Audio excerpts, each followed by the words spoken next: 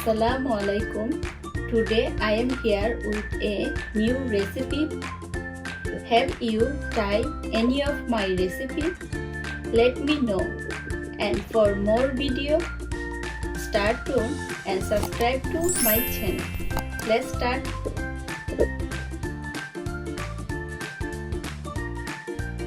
Hakka noodles with beef meatball.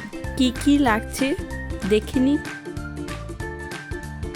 1 cup গরুর মাংসের কিমা, 1 packet noodles, আধা কাপ ধনেপাতা,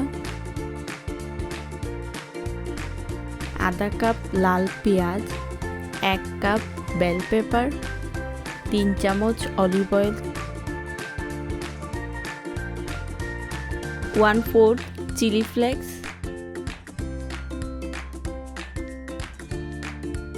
1/4 রসুন গুঁড়ো, 1/4 ইটালিয়ান সিজনিং, 1/4 গোলমরিচের গুঁড়ো, 2 চামচ সয়া সস,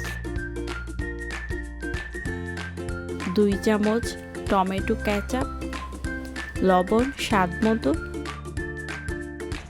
প্রথমেই কিমার মধ্যে কিছু উপকরণ দিয়ে দিব।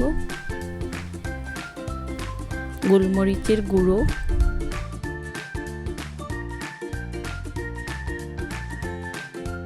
অল্প পরিমাণে লবণ।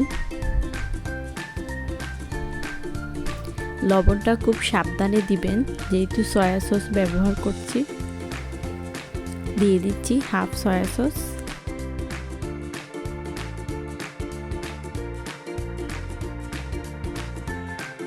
দিয়ে দিচ্ছি 1 চামচের মতো তেল,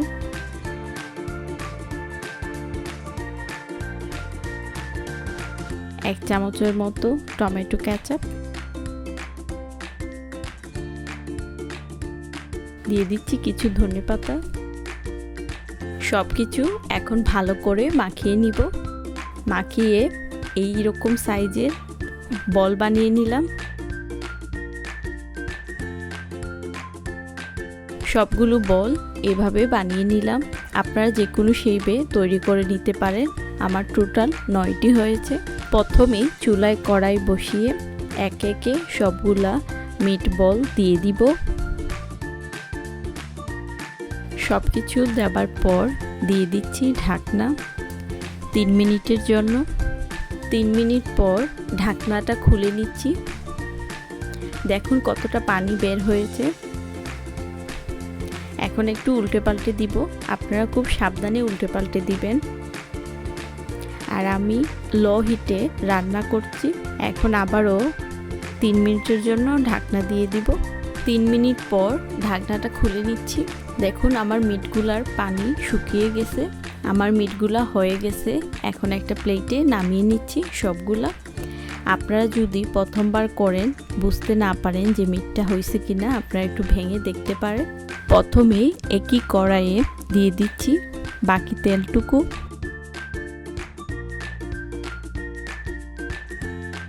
এখন একে একে দিয়ে দিচ্ছি বেল পেপার, পেঁয়াজ,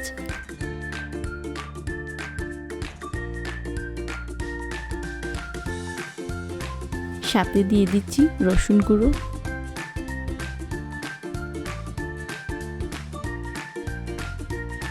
এখন সবকিছু ভালো করে নেড়ে ছেড়ে 1 মিনিটের মতো ভেজে নিব যতক্ষণ পর্যন্ত স্মেলটা না বের হয়। এগুলা ভাজার পর স্মেলটা বের হয়ে গেছে। এখন দিয়ে দিচ্ছি নুডলসের যে প্যাকেটের গায়ে লেখা থাকে নুডলসটা কিভাবে সিদ্ধ করে নিতে হয়। তার জন্য আমি আর দেখিয়ে দিলাম না। আমরা মোটামুটি সবাই জানি কিভাবে সিদ্ধ করতে হয়। এখন নেড়ে চেড়ে মিশিয়ে নিচ্ছি সবগুলোর সাথে। আর আপনাদের একটা টিপস দিয়ে দিই, যাদের বাসায় বাচ্চা বা নুডলস খাওয়ার মতো লোকের অভাব নেই, আপনারা এই নুডলসটা সিদ্ধ করে অল্প অলিভ অয়েল দিয়ে মাখিয়ে ফ্রিজে রেখে দিতে পারেন। যখন ইচ্ছে হবে তখন বানিয়ে নেবেন, সময় বেঁচে যাবে। এখন দিয়ে দিচ্ছি সয়া সস, টমেটো কেচাপ। আপনাদের পরিমাপ অনুযায়ী একটু বাড়িয়ে নিতে পারেন ইনগ্রিডিয়েন্টসগুলো। দিয়ে দিচ্ছি ইটালিয়ান সিজনিং, চিলি ফ্লেক্স। এখন সব কিছু ভালো করে মিশিয়ে নিব। অনবরত নাড়াচাড়া করে খুবই ভালো করে মিশাবো, যাতে গায়ের সাথে সব কিছু ভালো করে লেগে যায়। সব কিছু মিশাতে টেস্ট করে নিলাম, লবণের পরিমাণটা কম ছিল। আবারও দিয়ে দিচ্ছি অল্প পরিমাণে লবণ, দিয়ে দিচ্ছি মিটবলগুলো। আপনারা অবশ্যই টেস্ট করে লবণটা দিবেন।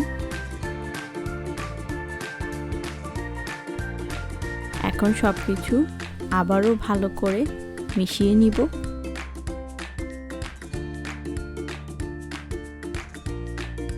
সব শেষে দিয়ে দিচ্ছি ধনেপাতা। আপনারা চাইলে দিতে পারেন, এটা অপশনাল।